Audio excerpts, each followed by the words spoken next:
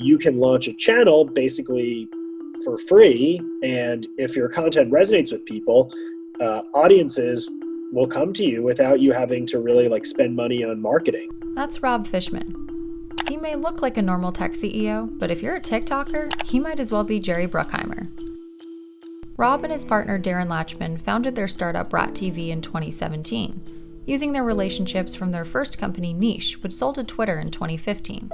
Where did that idea for Brat TV come from? What made you think that there was a need for a niche in this market?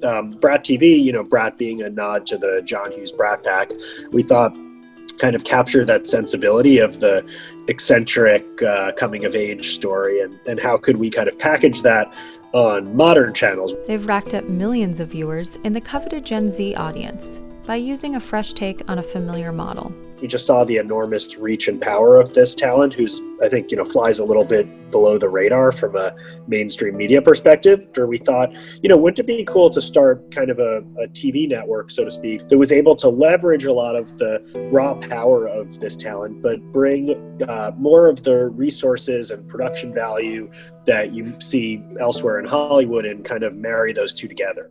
According to Nielsen, TV consumption by Gen Z dropped by half by 2015.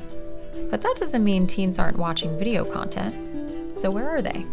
First I would say we think of our shows, which air at 3 p.m. kind of after school, or at least Pacific time, as kind of a special 15 minutes of our viewers' days when they put everything else aside and just watch us. And in that sense, we're not competing with any of these platforms. In fact, it's mutually advantageous, because talent who they're following on TikTok, on Instagram, they now come to their Brat TV channel to see that talent act. And it's like a fun, almost extension. I've been working with them since I was 13 years old, so I love them.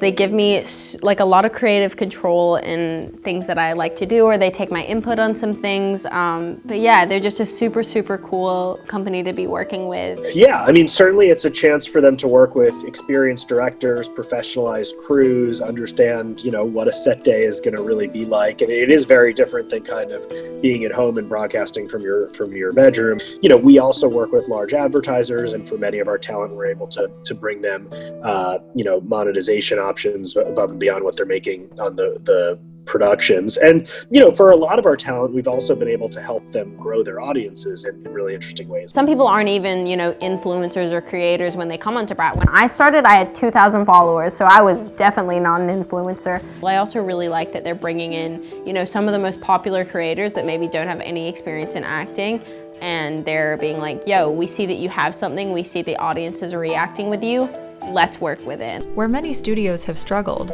Brat TV looks to create content that resonates across viewing mediums. It is very unique because it feels accessible and understandable to an audience who's come up watching content on their phone, but it makes sense when you turn on your TV as well. And so I think finding that equilibrium was really what was important to us, and we're hopefully getting better at it as we keep moving along.